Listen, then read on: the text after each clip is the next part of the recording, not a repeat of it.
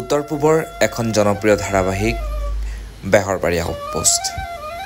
আপোনালোকে হয়তো গম পাইছে, ময়ো মাজে মাজে বেহৰবাৰী আউটপোষ্টত শ্বুটিং কৰি আছোঁ। এয়া মোৰ ভাগ্য।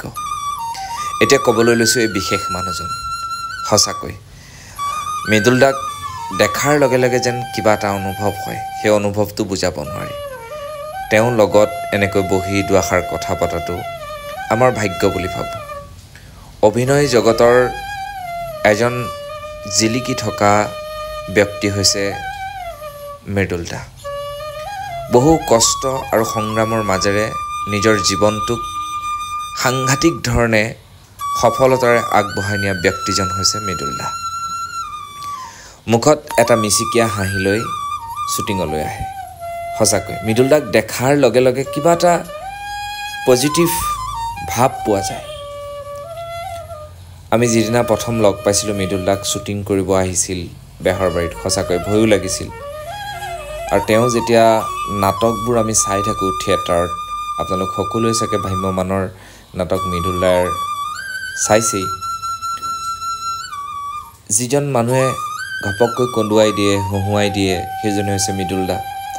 আৰু জীৱনটো বহুত কষ্টৰ মাজেৰে গৈ আজি মৃদুল দাৰ যিখিনি সফলতা,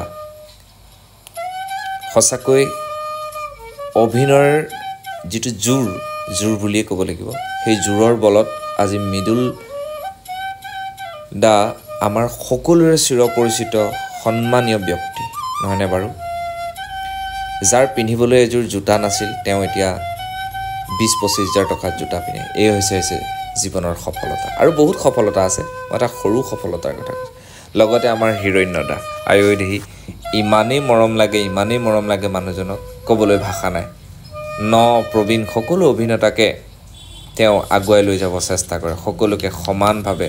দুয়োজন অভিনেতাৰ কথাই কৈছোঁ। মৃদুল দায়ো আহি আমাৰ লগত ইমান ধুনীয়াকৈ সময় পাৰ কৰিছে। আমি যেনেকুৱা ভাবি আছিলোঁ যে মৃদুল দাক ভয় লাগিব বা হিৰণ্য দাক, কিন্তু তেওঁলোকে যুৱ প্ৰজন্মৰ সৈতে একেলগে মিলি ইমান সুন্দৰ মনৰ মানুহ, সেইবাবেই হয়তো চাগে ইমান জনপ্ৰিয়। আজিৰ অভিনেতা অভিনেত্ৰীসকলে এই কথাবোৰ উপলব্ধি নকৰে। দুখনমান চিৰিয়েল কৰাৰ লগে লগে আজিকালি অভিনেতা অভিনেত্ৰীসকলে বহুত ডাঙৰ মানুহ হৈ যোৱা বুলি ভাবে। কিন্তু তেনে ক্ষেত্ৰত মই যিটো অনুভৱ কৰিলোঁ মৃদুল দা, হিৰণ্য দাৰ লগত শ্বুটিং কৰি, মানে কি এটা সুন্দৰ পৰিৱেশ, কি সুন্দৰ মনৰ মানুহ, খুব ভাল লাগিলে।